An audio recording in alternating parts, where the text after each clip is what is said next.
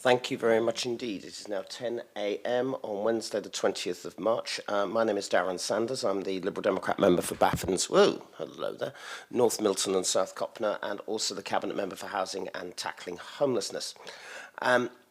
We are in the Guildhall, which is run by the Guildhall Trust, so I have to do some fire safety announcements before we begin, which is if the continuous fire alarm sounds, please evacuate the room and public gallery by the stairwells. Don't use the lifts. Please assemble at Queen Victoria's statue in Guildhall Square.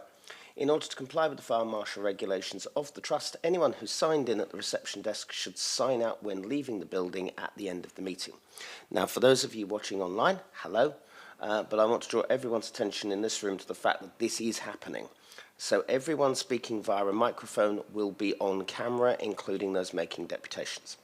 Members of the press and public are also permitted to record the meeting on the understanding that it neither disrupts the meeting nor records those stating explicitly that they do not wish to be recorded. Please, can everyone use the microphones and remember to switch them off when they have finished. So I will start with some introductions, starting on my left with Alison. Alison Harper from Democratic Services. Thank you very much. I will do the back row first. So back row. Merritt Travascus, IT Business Partner. Alan Denford, Finance Manager. Adam Hardwick, Assistant Director, Buildings. I'll move to the middle row, starting on my right, or one of the middle rows, I should say, starting on my right. Trevor. Trevor Lovett, leaseholder in Portsmouth and an elected member of the Residents' Consortium. Thank you very much. Nicola Clanahan, Head of Housing Community Services. James Hill, Director of Housing, Neighbourhood and Building Services. Patrick Leggett, Head of Capital Projects. Phil Bentley, Head of Estate Services. Lauren Rackham, Head of Community Safety. Sally Scattergood, Assistant Director of Housing. Louise Jones, Business Compliance and Projects Manager. And now the other middle row. Councillor Charlotte Gerarda, Councillor for Central Southsea. Cal Corkery, Councillor for Charles Dickens Ward. And finally, the cheap seats in the front row. Raymond Dent, Councillor for Copler Ward. Okay, thank you all, colleagues. I've received no deputation requests today. I have received an apology for absence from our Conservative colleague, Councillor Daniel Weems. This is due to work commitments. Do members, that's Charlotte, Cal, me and Ray, have anything interesting to declare? Oh, sorry, Cal, I forgot. Personal interest in that I'm a council resident. Thank you very much, Alison. Please note that in the normal way. And thank you, Cal, for putting that forward. So we move to item 3, which is the Council House Maintenance and Improvements and Non-Dwelling Capital, which sounds like the money we're spending on big properties and big things next year. I have Adam, Alan and Merrick to do this, so whoever wants to go first, second or third. Adam, please begin. Thank you very much. Yes, so it's Council Housing Maintenance Improvements Non-Dwelling Capital Report for 24-25. The report sets out an overarching aim of how we will allocate our revenue and capital expenditure for HRA dwellings, non-dwellings and related IT capital investment. I'll cover the main body of the report and I'll hand off to Alan to talk about the non-dwellings and Merrick about the IT. So in terms of the actual budget approvals, the revenue budget was set at the council housing budget rent setting meeting. That was approved at the housing portfolio meeting on the 26th of January, and the capital budget was part of the overall council budget that was approved at full council on the 13th of February. Just briefly on the recommendations of the report, so the first one is to note the revenue allocation that's outlined in Appendix A. The second is to approve the capital allocation as outlined in Appendix B and Appendix C.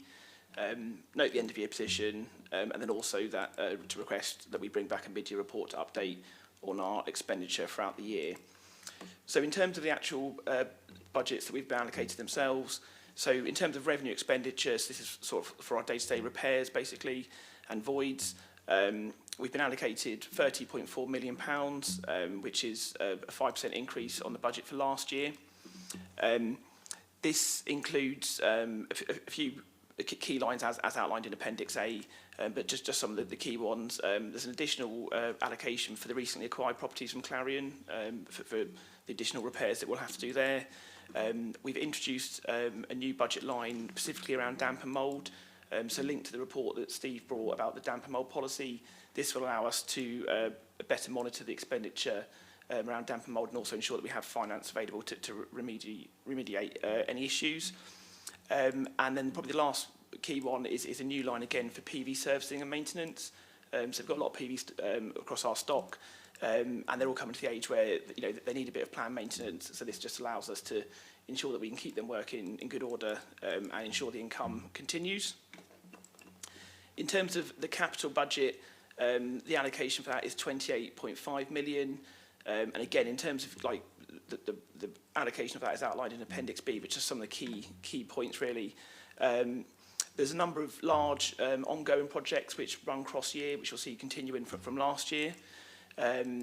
We've got a line in there for social housing decarbonisation fund works. So this week, actually, we were successful in securing £1.9 million of funding from that scheme. And this, the funding that's in the budget is match funding that we have to provide towards that. And that will see us undertake energy efficiency works to 141 non-traditional properties in Paulsgrove and Lee Park. And the aim of that is to try and get their EPC rating up to a C.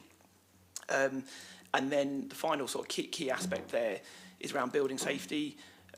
So when we brought the report in October, we agreed to reset the capital programme to review our sort of allocations to building safety works.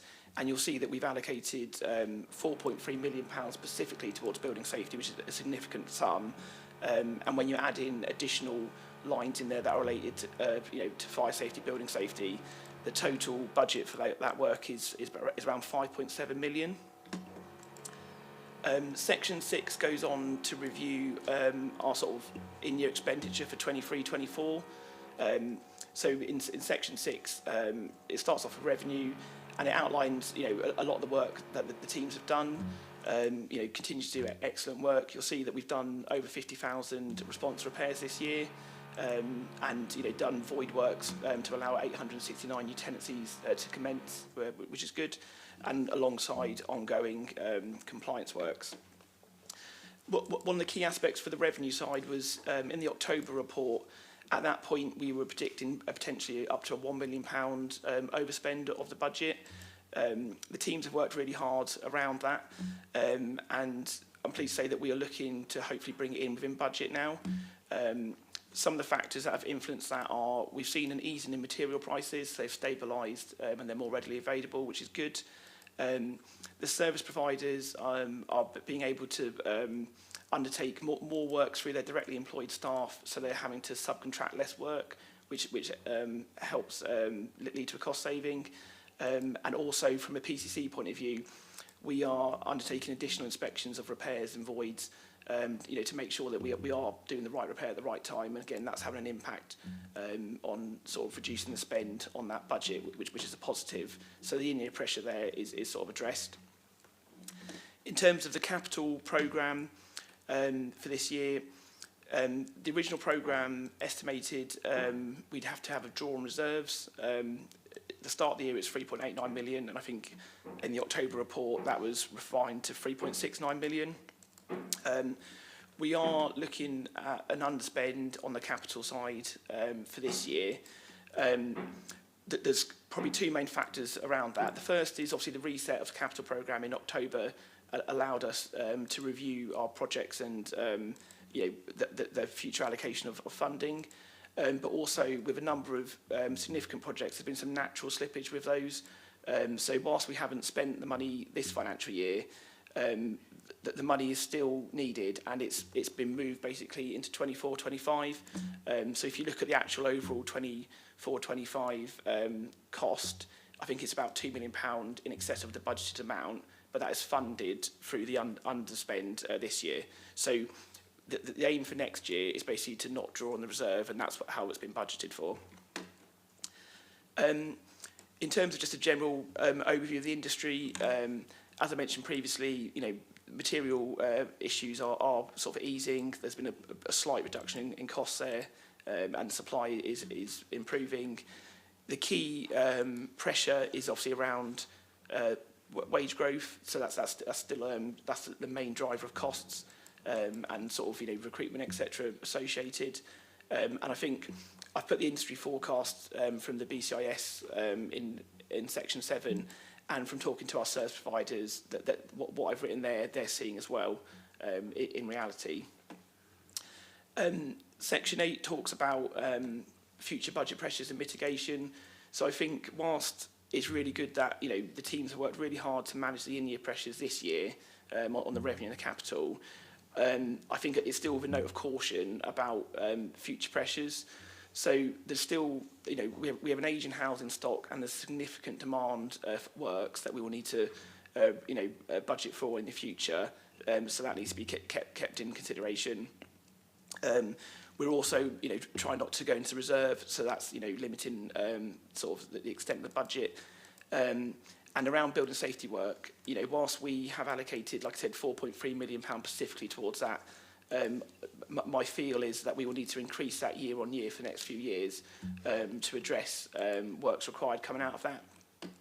I've also made a note there about, we have another significant project around the Charles Dickens heat network. So we are, at the moment, we've appointed consultants and we're starting to develop the designs for that. But the project itself is like to be around sort of £6 million. Whilst we think we can get government funding towards a lot of that, again, it's still a big demand on the budget. So I think, from my side, in summary, whilst we've done well this year to sort of pull back our position, there's still a lot of demand for works and challenges ahead that we will need to overcome. I will pass to Alan if you want to talk about the non-dwelling in Appendix C.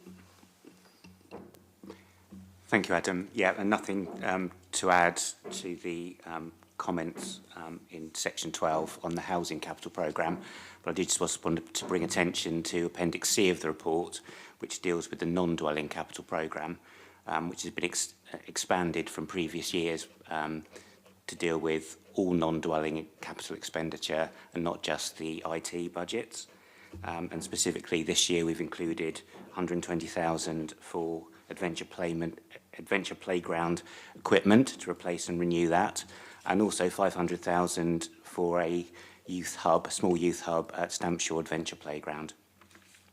The funding of Appendix C, total expenditure of 890,000, is set out in paragraph 5.4, which is on page 9 of the report. But happy to hand over now to Merrick to talk about the IT investment. Thanks, Alan. So for housing IT in the forward year, we have a predominant focus on our housing management system. We have a few factors currently influencing the future plans for the system, some technically driven and others driven by the housing team and how they want to deliver services to residents. The current vendor has stipulated that the system needs to be migrated from our data centre in the civic offices onto their cloud platform before the end of 2025. This is driven from a technical perspective and some upcoming end-of-life dates to do with operating systems and reporting functionality on the current servers, and failure to act will leave us at significant risk. So the first item on the report covers the standard maintenance and updates to keep the lights on and working in the existing system, whilst we work with colleagues in IT and Revs and Bens to move to the cloud hosted by the end of this calendar year. The second item on the report is to support colleagues in housing with the requirements and data capture involved in potential soft market testing and tendering for a new or changed housing management system in the longer term. Within housing, we've been reviewing our position for a while with respect to what we now need from a housing management system in a time of increased regulation, more demand for reporting, better use of data, and more predominantly what our tenants are asking for in terms of technology to help them interact with their local housing teams. IT resources and expertise for this piece of work are limited, so there is a likely need for some external support and consultancy to work alongside our housing management teams and nominated subject matter experts over the coming months. The third and final item is the impending retirement of the My City Wi-Fi network by colleagues in IT later this year, as the funding required to upgrade the hardware wasn't taken forward. We do still have an identified need across the Directorate, though, to provide a secure public access Wi-Fi facility, and these have been identified primarily at community centres and play and youth sites. The figure in the report has been put together with colleagues in the IT network team, and whilst still in the planning stages, the work is planned to commence hopefully around September time this year on putting in the new upgraded connections. That concludes the IT part of the report. Okay, thank you, Merrick. How we work is that I ask for colleagues to have questions or comments or anything like that, and then I will try and sum up. So I'll start with Trevor from the Residents' Consortium, if I may. No questions. No comments either. No comments either. Okie doke. Ray. Not from me. Okay. Cal? Thanks, Darren. Got a few, as usual. Section 8.5 of the main report talks about, was in the future budget pressures and mitigation measures section, but within section 8.5 there's a sentence that reads, there is potential that a review of the scope of the repair service will be necessary to ensure a balanced budget. Just wondered if we could have a little bit more information about what that actually means, because the way I read that is that there will potentially be cuts to funding, reductions in services. If that is the case, what might that look like in practice? Or if I've misinterpreted it, what does it mean? Yes, so I think that's taken in context of I think the first part of the paragraph in terms of we need to prioritise and target our works, particularly on the capital side. So hence the work on building safety. I think in terms of the scope of service, it's around sort of the asset management strategy in terms of, and I think it's about providing clarity around what we repair and what we may not repair. And I think that clarity provides a benefit to the residents so they understand, but also to our service providers so they understand what our scope of service is. That's not a piece of work we've done at the moment, but it's something that we need to do just to provide greater transparency to all sides really. Okay, thank you. Appreciate maybe all the work hasn't been done, but can you give any indication of the kind of repair work that is currently undertaken by the council that may not be in future if there's further financial pressures?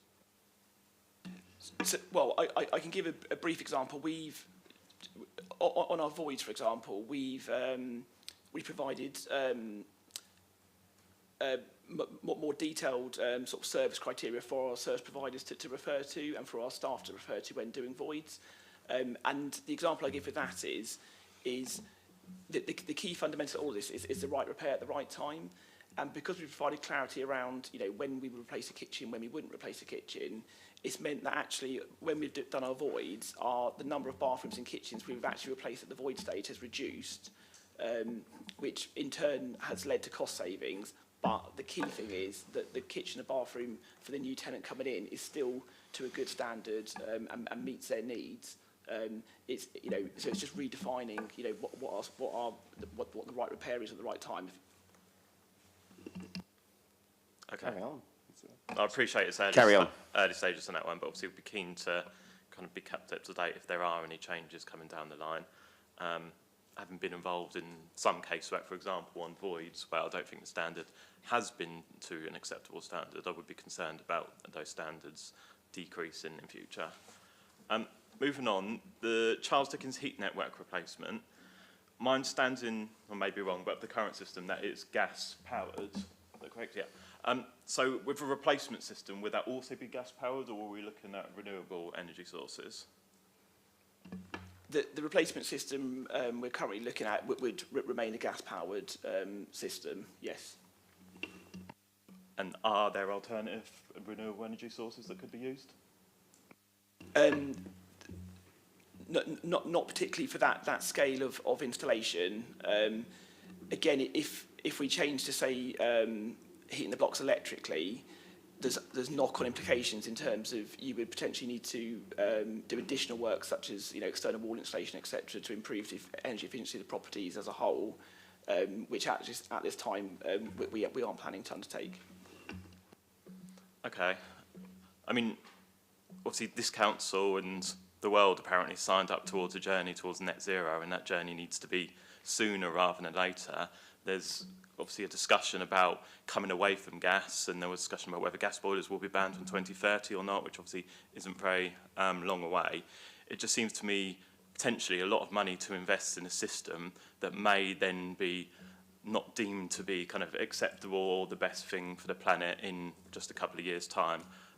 So I guess with this scheme and the other schemes, just it's important, as I'm sure everyone will recognise, that we're always considering those alternative systems. Maybe they may cost a little bit more in the short term, but obviously there's alternative costs such as damage to the planet that we need to weigh up against that, and maybe investment now is the best thing to do. So I guess just slight pushback would be we need to look at those alternatives and ensure that we're always doing the best thing, not just for the finances, but for the planet and the people that live in the properties as well.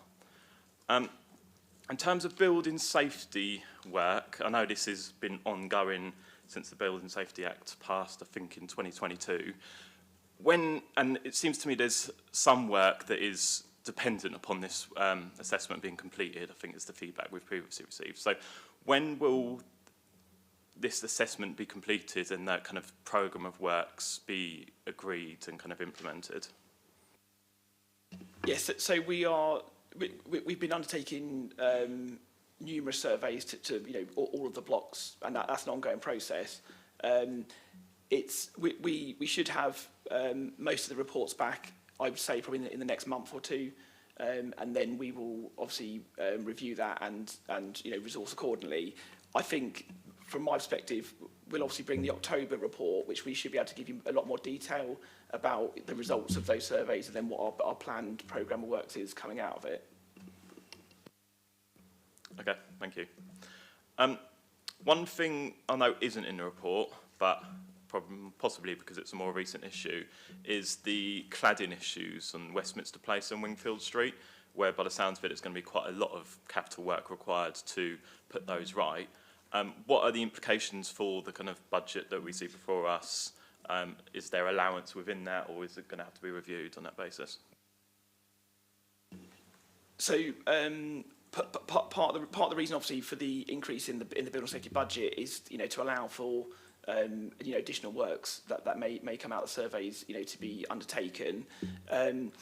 Regarding the specific issue you mentioned, we have registered with the government's cladding safety scheme, and we will be making an application for funding. So we're reasonably confident that the replacement costs should be covered from government funding for that, which will obviously help offset our internal expenditure. Okay, thank you. So, just to be clear, those applications for the cladding safety scheme haven't already happened? We've registered our interest in the application. The way the process works, so you have to have contractor costs to give as part of the application. So it's basically, we've told them we will be applying for the 4 blocks, but we can't complete the application until we have a firm contractor price. So that's the process which is ongoing at the moment. Okay, thank you. I know that process has been ongoing since at least July last year, because that's when we first got told that applications were being made. So hopefully they can be concluded in not too distant future. Moving on in terms of decarbonisation works, I know we've had mention of the 141 non-standards construction type properties in Lee Park and Paulsgrove, for which government funding has been applied for, I think awarded, you said. I know previously there was also discussion about a trial of different types of properties. I can't remember exactly how many, but I think there were different types of properties to look at what kind of works could be done towards them. Is there an update on that scheme of work as well, or has that been replaced by the 141 properties in Lee Park and Paulsgrove? I'm not 100% sure the specifics of what you're referring to. We've done investigations to different construction types of property, and some of that is informing the social housing decarbonisation bid. So that's the reason why we've chosen non-traditional properties, because they're quite often hard to treat properties with the sort of inherent construction type gives them the energy rating they have. So that's why they've been chosen to go forward as part of this scheme. Okay, thanks. And I know the funding you referenced talks about bringing those properties up to at least an EPC standard, EPCC standard. Obviously, that's still not the highest possible standard by definition, and potentially not even a great standard. I know it may be in imperfect measure, but I guess I'm curious about these properties. If we're bringing them up to a C now, clearly, I'd imagine a C is still quite far away from what we're aiming for in terms of a net zero standard. So is it the case that we will have to then go back and upgrade these properties further? I think part of this goes back to sort of the asset management strategy, which is an ongoing piece of work, and that is assessing our whole stock, and that will consider many aspects. So energy efficiency will be one, things like structures, suitability, demand for property, etc. And I think from that will help inform where our priorities are for investment. I think at the moment it's about getting them to a C, and doing the work we can do, accepting that we have many competing demands. So we have to prioritise where that greatest demand is. Hence why the building safety work is there at the moment. Okay, thank you. In terms of the reference to white goods provision, £30,000, just a little bit more information on that would be useful. It states that this is applicable to temporary accommodation only. So I'm just curious about, is there any provision for people in general needs properties, sheltered properties, etc.? And also, I'm curious about the standards that temporary accommodation properties are being let in, because I had always assumed that the basics would be provided to people moving into temporary accommodation, such as, obviously, white goods. Is that not the case? Darren, if I may, the management of temporary accommodation sits in the Housing General Fund. This report goes to the HRA.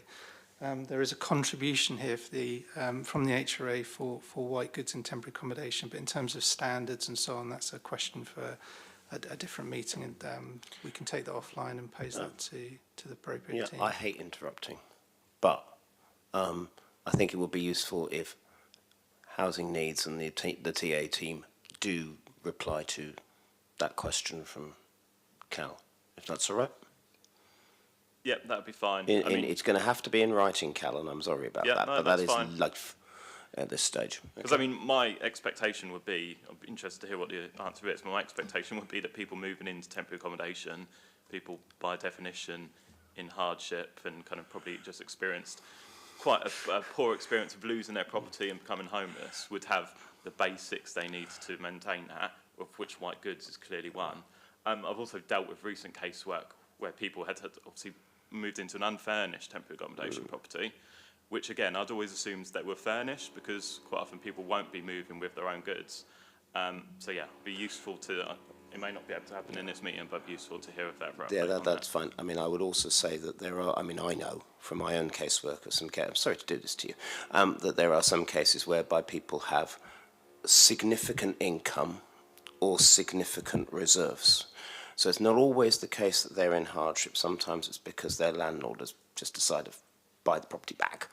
And that's always quite difficult. I understand the point, which is why I'm wanting a response back from officers, but it's not always the case that those people who are becoming homeless are in hardship. True in the vast majority of cases, but not true in all of them. But nonetheless, that doesn't negate your basic point, if that's okay. It is, thank you. Sorry to interrupt, Cal. Although my understanding is that the income requirements for access to social housing are savings less than 16,000, which is the welfare benefit cap, which isn't necessarily massive amounts of money. So I think it's probably misleading to suggest there are people coming in with vast amounts of money. In terms of white goods provision then to people who are in general needs properties or sheltered properties, etc., within the HRA, what funding is available for council tenants who do move into a property and there is no white goods, no flooring, no other kind of basics? Again, it's not contained in this report, and I think we picked that up previously when we set the revenue budget for the HRA in a previous meeting. Happy to take that question away. The answer will be that we seek to support tenants looking at funding that's available, household support fund, other such things, links to the Moving On project and so on. There isn't a specific fund sat in the HRA that's supporting people to move into council housing in the way that was just mentioned. But again, happy to take that away from this meeting, which is about the capital investment into the HRA stock. Okay. So it is not possible then to allocate from the capital stock towards white goods for people living in HRA properties, is it? It's not a line in this budget report that's before you. Okay. Well, my understanding is we're able to comment on stuff that's not in there that we think potentially should be. So that is the nature of my comment. I have no trouble with that. I think that there is the issue seems to be is that the right people aren't here to answer the question, which is a bit of a pain, and I'm sorry. Okay. But nonetheless, the key thing is that you and me and others get an answer that hopefully deals with the issues you face, because they're fair ones. We have to make sure we're doing it. I mean, this is why we're continuing. We were continuing to fund the Household Support Fund, even if the government decided to pull the plug. And they're going to pull the plug at the end of September, apparently. So we're going to carry on trying to do that because it is something that does matter to us in terms of actually helping people who are continuing to suffer through the cost of living crisis. So it's not as if we're sort of running away from this point, Cal. I think it's just a case of the right person isn't here, but you deserve an answer to that question and you will get one. Okay, that's fine, thank you. I'd be glad to know that's all the questions I had. Just, I guess, a general comment at the end that I know it may not seem from the way you've approached it, but I think the services run very well generally, and I think there's a lot of good work happening behind the scenes and indeed in front of the scenes. A lot of good work to kind of maintain the housing stock and ensure that people have got decent places to live. The kind of issues that I raise in this meeting are all stuff that has come up through other kind of direct personal experience or casework that people have brought to us over the years that I know other people would have also received similar casework on. So sometimes it may seem that we're being a little bit difficult, but I think occasionally that is our job, and I do appreciate all the hard work that is going on.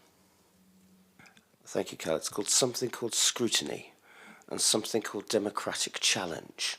And the key thing is that people are straight with people rather than sort of not be, because then you won't make things better. And the idea that we live in North Korea or Russia, whereby nobody seems to challenge you unless you end up dead, seems to be a bad idea. So I'm grateful to any challenge at all. So thank you for that, Cal. And Charlotte, if you've got an equally long list, I don't mind. If you've got a shorter list, I don't mind as well, so feel free. I think Councillor Corkery is hard to beat on his list of questions when it comes up. No, I don't have many things to add. I just wanted to sort of reflect on the investment in the Stampshaw Youth Hub and just say that I think it's a really fantastic idea because there is just such limited things for young people, older young people to do in the city, and unfortunately what tends to happen with well, essentially young people don't have enough to do, and then they're the ones who sort of, you know, getting involved in antisocial behaviour, which colleague behind Lauren then has to deal with, bless her and her team, you know, with issues of misbehaviours in public spaces and that sort of thing. So the more that we can be doing proactively to provide for young people of older ages, I think is fantastic. So I just wondered if it would be possible just to find out a bit more about the types of services that would be on offer from those hubs. Thank you. Answers on a postcard, please. Nicola.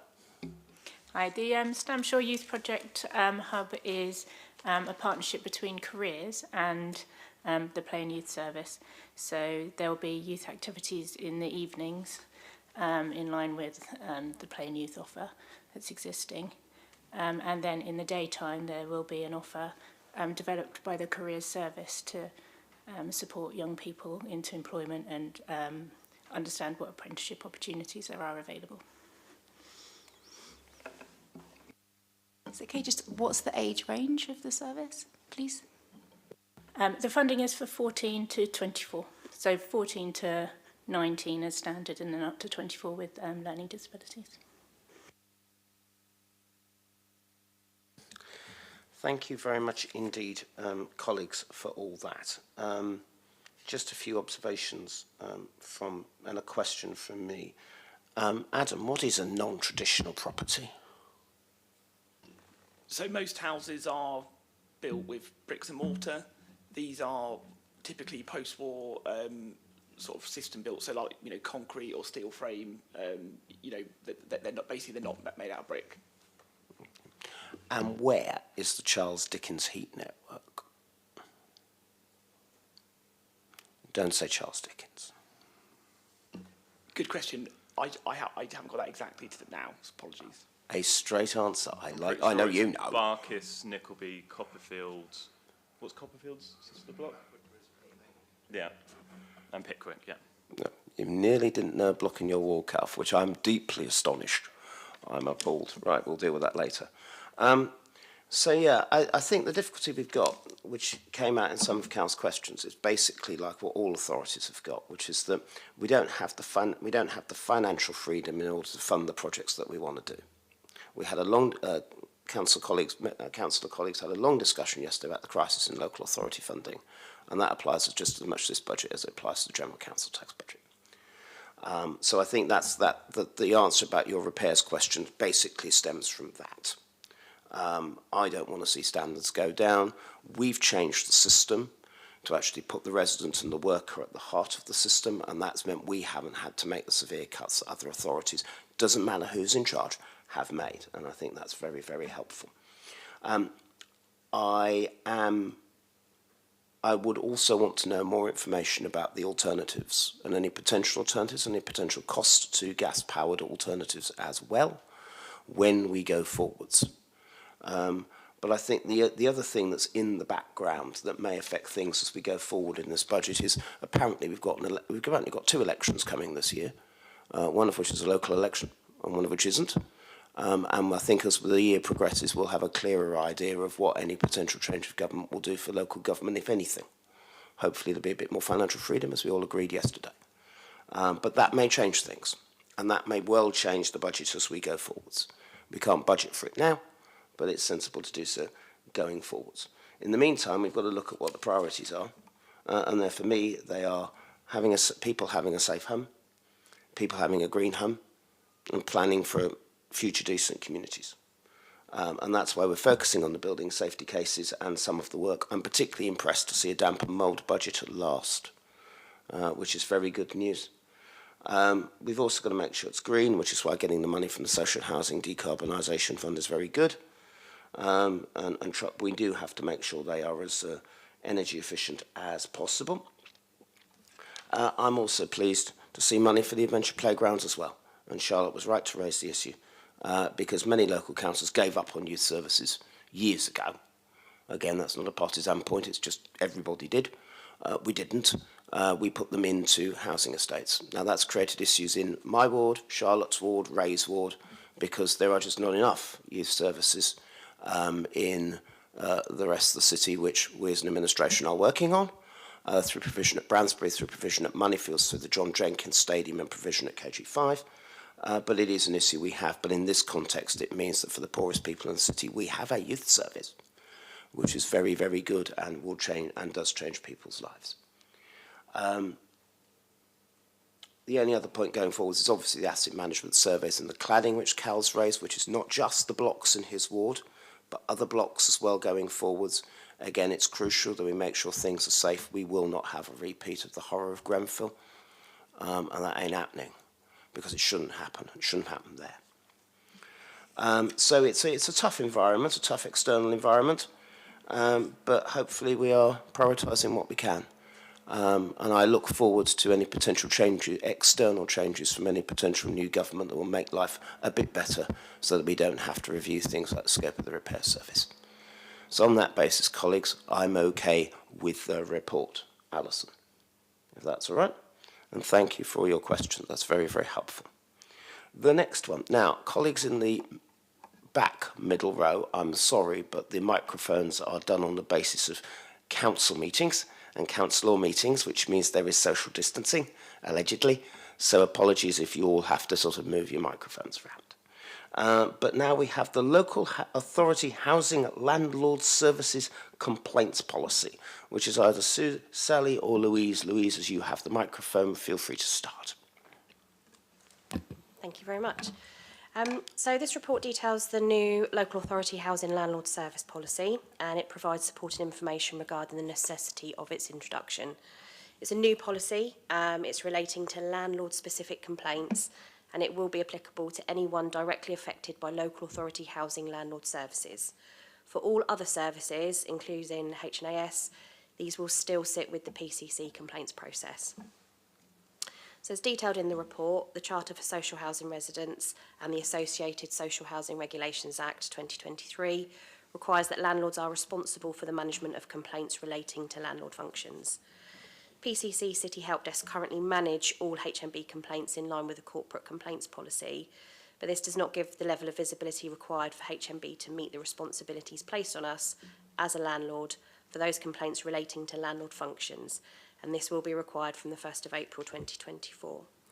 The policy has been written and informed by the recent consultation on the joint complaint handling code between the LGSCO and the Housing Ombudsman, the outcome of which was published in February and is applicable from the 1st of April this year. So changes that this brings are the requirements for landlords to manage complaints directly, and this will mean a change to the way in which HMB complaints are currently administered, with the distinction between a landlord-specific complaint and a non-landlord, but still HNB relevant complaint, essential to establish from the outset. This is something that's not been necessary before and has driven the need for a separate process. From the 1st of April this year, the proposal is that landlord-specific complaints will be directed to the new local authority Housing Landlord Complaint Services complaints process, which will be administered by our complaints lead. The report details key areas of change that the policy will bring to the current process, moving landlord-specific complaints over to HMB to manage. This will enable HMB to meet the requirements of the Charter and give better visibility and understanding of those complaints received, the responses given, as well as owning the monitoring of these complaints and the benefits that come with the learning gained from doing so. Targeted reporting will allow for more specific and transparent details to be shared publicly about the types of complaints received, the actions taken, and the changes made as a result. This is an essential part of the response to the Charter and a requirement of the Housing Ombudsman Complaint Handling Code, which HMB will be adhering to. So the recommendations are that the policy is approved for HMB to implement from the 1st of April to ensure compliance and to support the ongoing response to the Charter, the associated legislation, and the Complaints Handling Code. That's it in summary, if there are any questions. Thank you for that, Louise. Trevor, does the Residents' Consortium have any issues or questions on this? Yes, thank you. When a leasehold property is bought within the fabric of an original council built property, and you experience a problem with the first repair, which is quite major, and then the contractors have to go in the second and third time, who then do you charge for that? And do you send in anyone to check the initial repair, which was financially significant?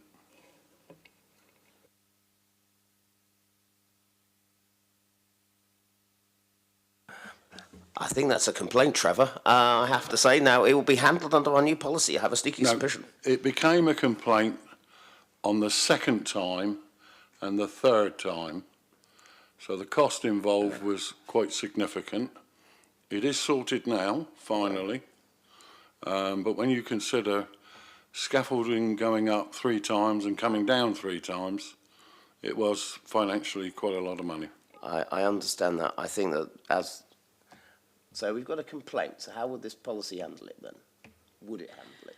So in terms of if that was a complaint coming in, it would be passed, so that it would come through our complaints manager to work with you to understand exactly what the nature of the complaint is and what resolution you're looking for. And then it would be passed to the relevant manager to investigate that complaint and provide a response. And that may involve liaising with you to understand, a bit more detail around the complaint. I mean, without knowing the detail of that complaint, it's difficult to comment on, what the outcome might be. But it would be investigated by a relevant manager, and then you would get a full written response around the points that you're asking for in terms of an outcome.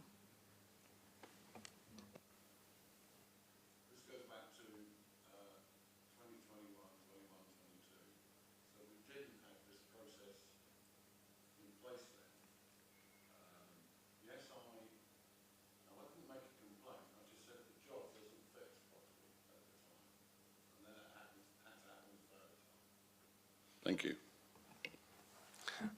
That's right, Trevor. I think if anybody has any specific complaints, then they can deal with this outside this meeting. But I'm grateful to you for raising the issues, because I think the issue here is just would this new process change anything? Is the answer, and it's a yes or no answer. I think on the whole, at the moment, if you say that you want to make a complaint, it would still go through a very similar process. I think it would just be more visible within the directorate, and we will be able to focus more on the learning outcomes from that complaint. That's what we're looking to do with this policy, is to have more visibility of the overall trends that come in terms of complaints, so that we can put learning in place, so that we're not seeing the same complaints coming in over and over again. James. Yeah, I think the other point to this new process is that the final point of redress, which lies beyond the internal investigation, is now to a housing ombudsman. So whereas the current complaints process, which we use, would go to the local government ombudsman, the social housing regulator has introduced now a housing ombudsman, which is a specialist kind of review mechanism. So to be clear, this policy before you adopts much of the current corporate complaints policy approach that PCC has, but because of the change, we need to have a separate, distinct local authority complaints policy which covers all tenant and leasehold complaints. And from this point, from the 1st of April, it will follow the policy as set out in this report, but with that change that ultimately, if we're unsuccessful in satisfying the tenant or leaseholder through the first two stages, it will then go to the housing ombudsman beyond that point. Okay. I think that's clear, Trevor. I think that means there will be some changes to the process that you've looked at. And obviously this new regulator and ombudsman is going to be different. Do you have any other questions, or does the consortium have any other questions or comments, Trevor? Okay, thank you very much. Charlotte? No? No, that's fine. I can see you shaking your head, you see, but not everyone may be able to. That's all right. Cal? Thanks, Darren. I know this report is about the policy, but I'm just curious to know, I guess, a little bit more about how the practice up to now has been kind of monitored and analysed. I know there's a little bit about that in there. I guess it'd be useful to know things like how many complaints have come through, how many then escalates, what the kind of key issues are. If there's any general feedback can be provided on that now, great. If not, I appreciate it's something people might have to go away and... The weird thing is, in my head, I haven't answered a part of them because I've had to do it for a response to the MP for Portsmouth South. So I've got a response to some of them.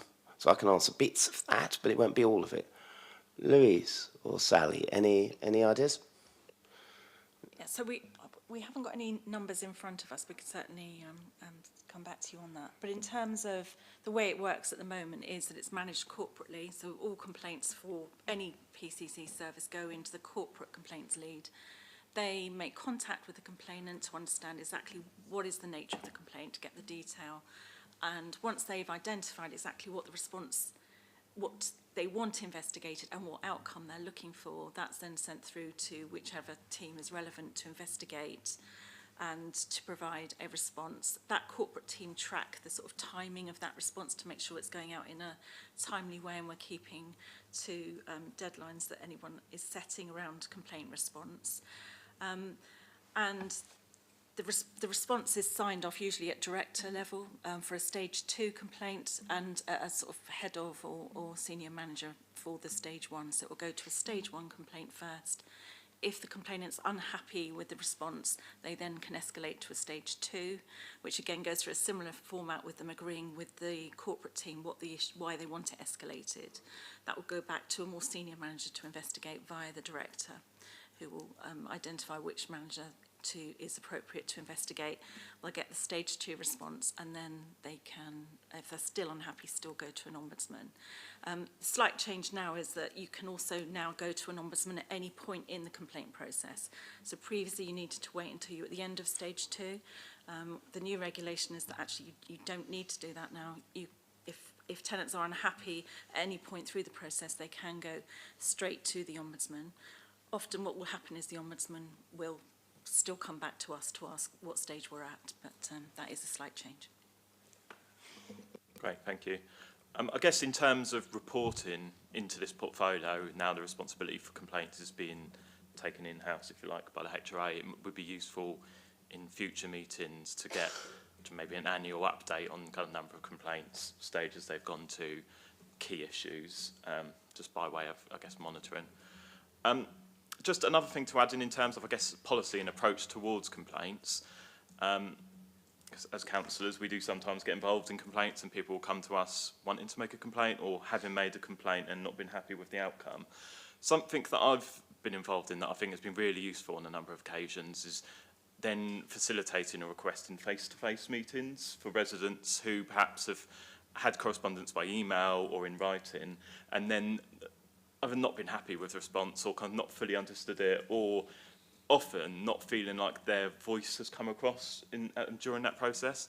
And I've had meetings with Sally and others kind of as part of complaints processes, and I think pretty much every time that's happened, when I've walked out of the room with the resident, they've always actually turned around and said, look, I'm really happy with how that went.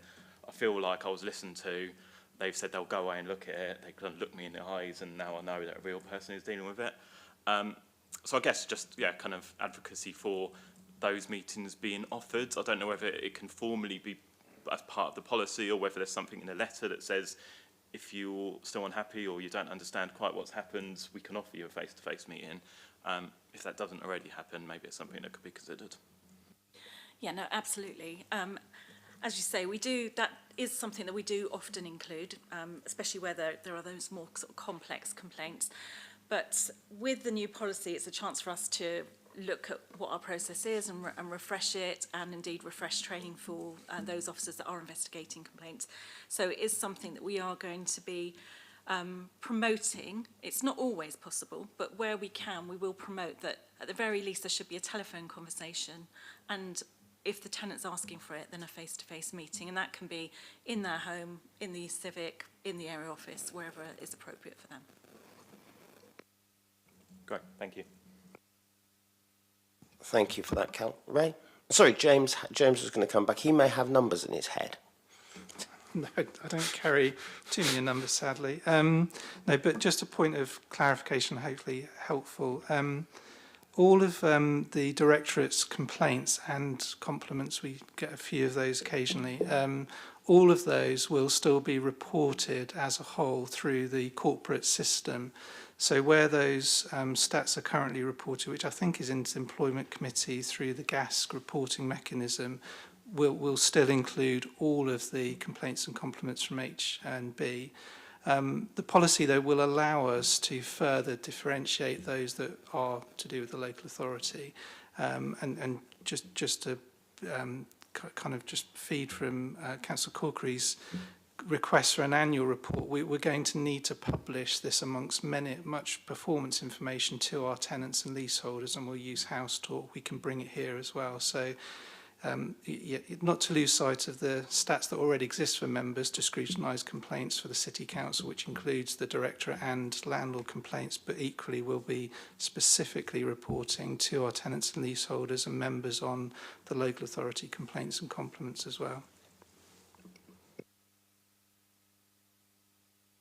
Now, Ray. No.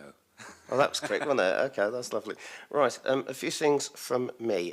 Firstly, Alison, I want to add a new recommendation 3, which is that this meeting gets an annual update of compliments and complaints as part of the wider communication strategy to tenants and leaseholders. It's really simple. This is its own budget. The rest of it is all part of the general fund, and so it's all part of the corporate stuff. But this is its own budget, and it seems sensible that we're open and transparent with our residents. I would also want to note in the minutes, Alison, the desire to promote face-to-face meetings where possible, because it sounds like that's going to be in the. If it's not going to be directly in the policy, it's going to be there.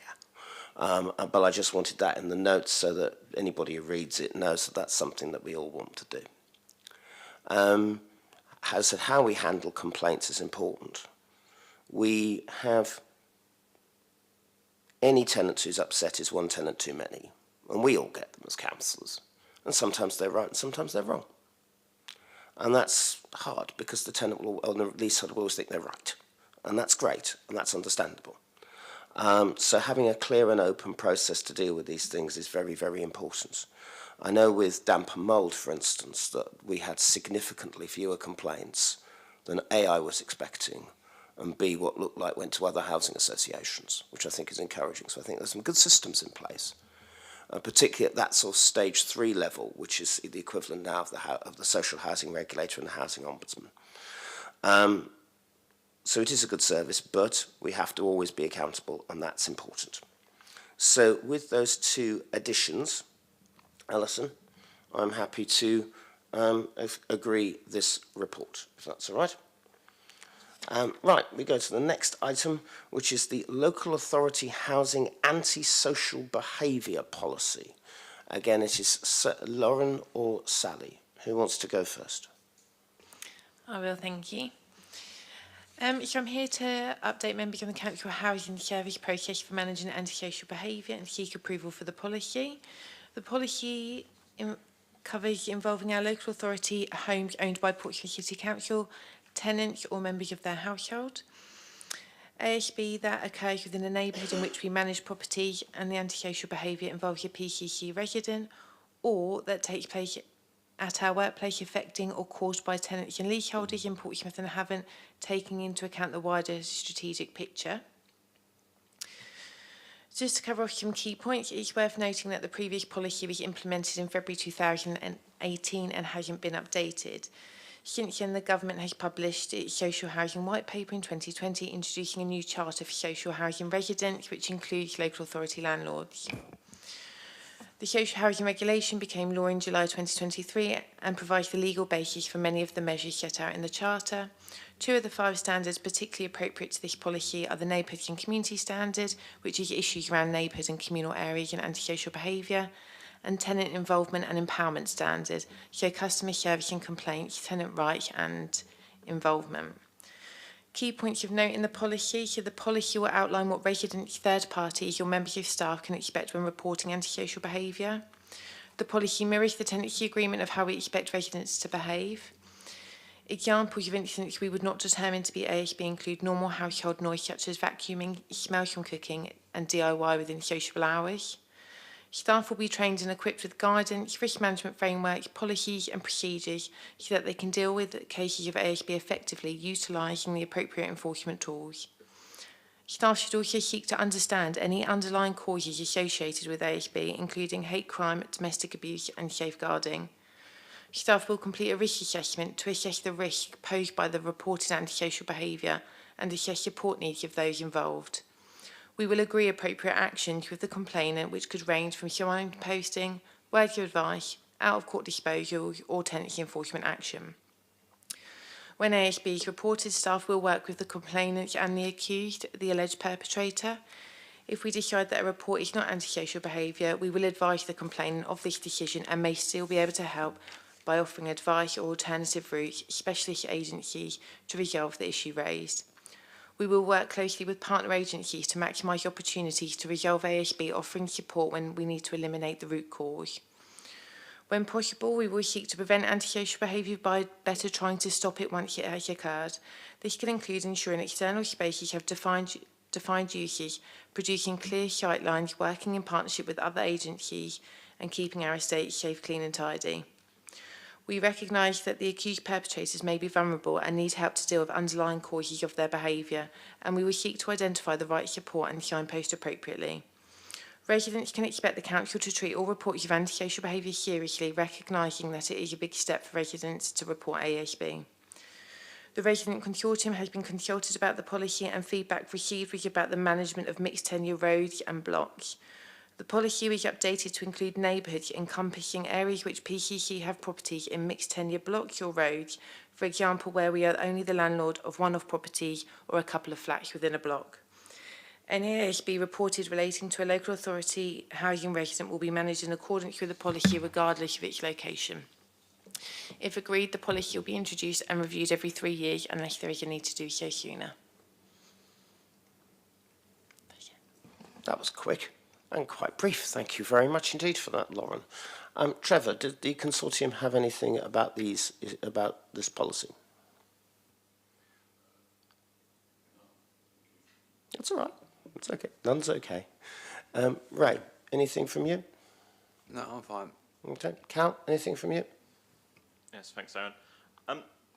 Just firstly, a question about how reports of antisocial behaviour are dealt with when they come in. So I know there's reference within the report, just like a kind of passing reference really, to using mediation services at an early stage and where appropriate. However, in my experience, my understanding of the work in practice, and correct me if I'm wrong, but this is what I've been told, is that all antisocial behaviour complaints pass straight away to the Portsmouth Assessment Service. Is that correct? We need the permission of the people involved, so we would only be able to signpost them over and pass them over if they do give permission. If someone doesn't want to engage in mediation or an assessment service, it provides little value in passing them over to that service in the first place. And presumably if someone declines to be sent to the assessment service, provided by the mediation service, then the housing officer or someone else will investigate instead, as opposed to it closing. Yeah, so the assessment service will look at mediation around understanding the root cause and looking at acceptable agreements almost. Depending on what the complaint is and what antisocial behaviour is presented, then we'll always determine what action is taken. Sometimes with mediation, it's about just understanding each other's point of view. It's all dependent on what the complaint is. And just to be clear, sorry, that piece of work you just described is undertaken by the housing officer or by the assessment service? By the housing officer. All complaints go to the housing officer in the first instance. Okay, that's good, thank you. I guess just some feedback from casework, etc., is that in practice, the way it seems to be implemented from my perspective across a number of different cases is that there is a default straight to assessment service, and it's not always entirely clear to people. Perhaps they don't have to choose that option. I mean, I think the assessment service is great and mediation is brilliant in lots of circumstances, but clearly there are going to be some circumstances where it's not appropriate and things still need to be dealt with even if someone doesn't want to go through some kind of mediation process. Okay,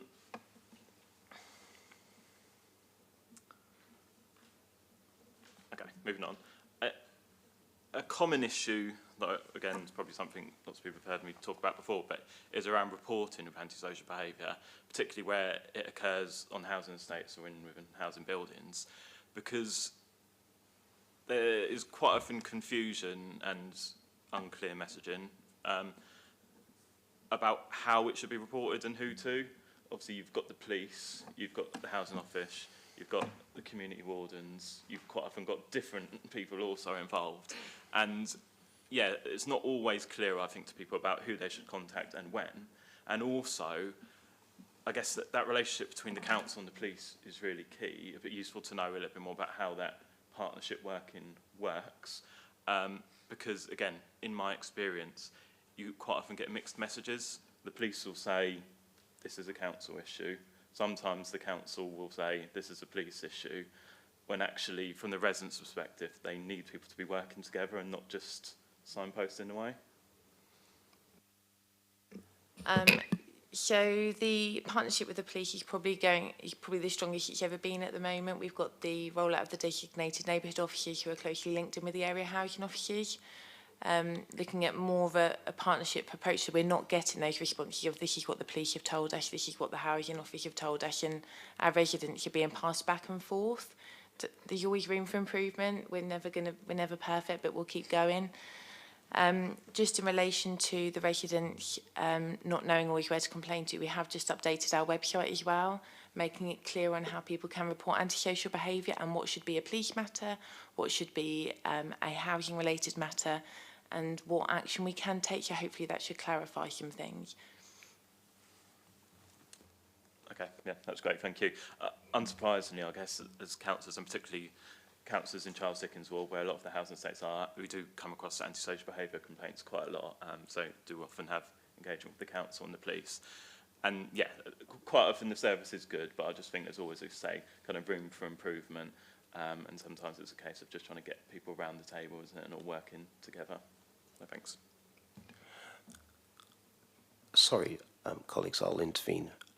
Lauren, once the election is over, so probably as part of the new member induction, it might be useful to have that process handed out to all 42 of us, I think. Sorry not to do it earlier, but there's something called a pre-election period, which apparently means nothing gets done. So therefore it will be useful to do that as part of the new member induction pack. Sorry, Cal, I was interrupting you again and I shouldn't. Did you have anything else? No, thank you. Okay, thank you very much for that. Charlotte, did you have anything at all? No, that's fine. No, thank you. That's okay, thank you very much. Okay, that's really helpful. Thanks for all that.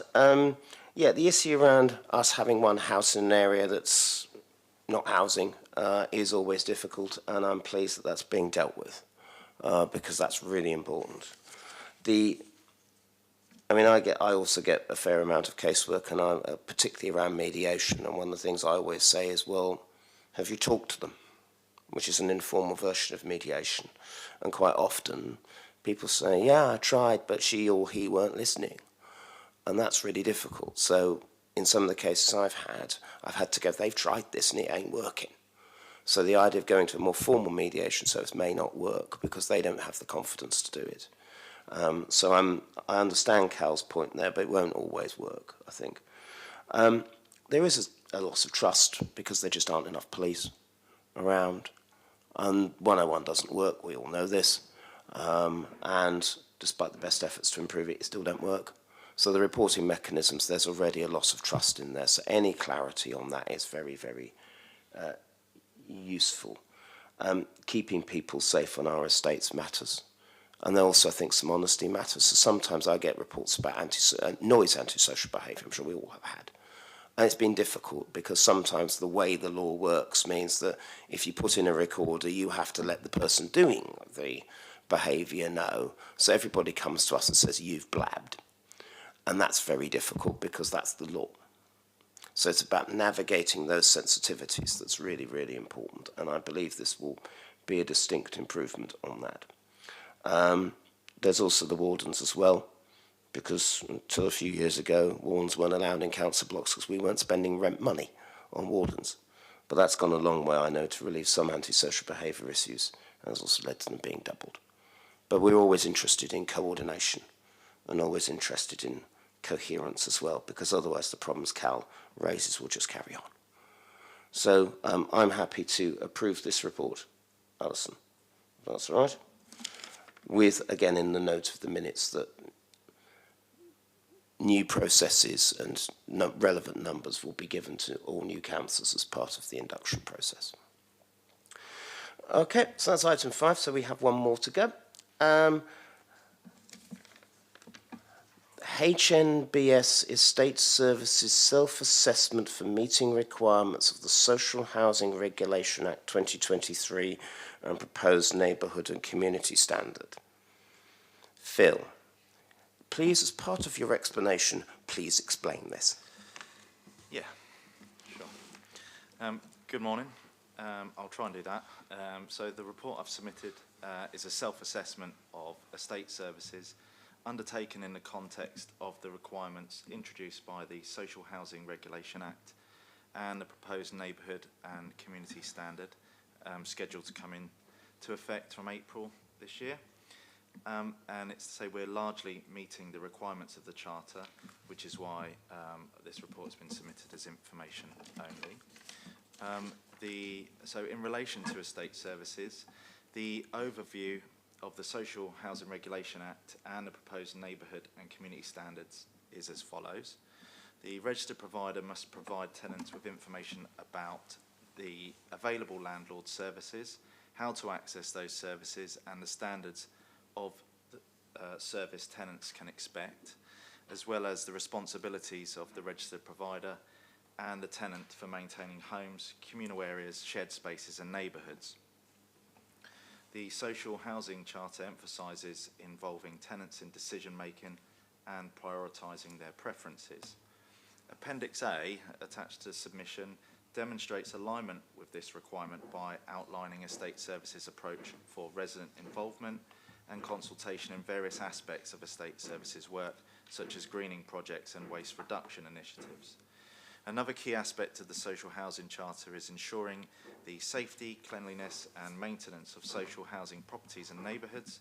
And Appendix A addresses this requirement by describing estate services efforts to maintain safe, clean and tidy housing estates through initiatives such as cleaning services, grounds maintenance and estate warden patrols. The Social Housing Charter promotes environmental sustainability and encourages housing providers to adopt green initiatives, and Appendix A illustrates that estate services contributes to creating healthier and more sustainable living environments for tenants via service initiatives such as transitioning to eco-friendly cleaning products, enhancing biodiversity and adopting green technologies where possible. So in summary, our estate services self-assessment indicates we're largely meeting the requirements of the Housing Charter. However, we recognise the need for continuous improvement, and so areas for further improvement include better communication with residents regarding shared space maintenance, understanding resident preferences and aligning future strategies with local authority objectives. So to conclude, we'll use the next financial year to improve in the following areas. We're going to update the PCC external facing website to ensure that estate services current approach is visible and so that the service can be held to account. We're going to reflect on our tenant satisfaction levels captured last year and this year and engage with residents to ensure that our services meet their needs. For example, through estate walkabouts, customer satisfaction surveys and resident panel meetings. We're going to consider our future strategy and begin consultation with residents later this year, and we're going to ensure that any new strategy coordinates with other relevant departments in working to create a neighbourhood strategy meeting the proposed neighbourhood and community standards. That's it from me, unless that doesn't explain the title to you. That's explained it very well, I have to say, so thank you very much. That's absolutely great. Thank you for that, Phil. Trevor, does the Residents Consortium have any comments or issues on this particular thing? Okay, that's fine. Charlotte, did you have anything on this? No, thank you. That's all right, thank you. Cal? Nothing too much now. Obviously, it's for information only, just a description of the services which already exist, as Phil's laid out. Just, I guess, a bit of feedback is that,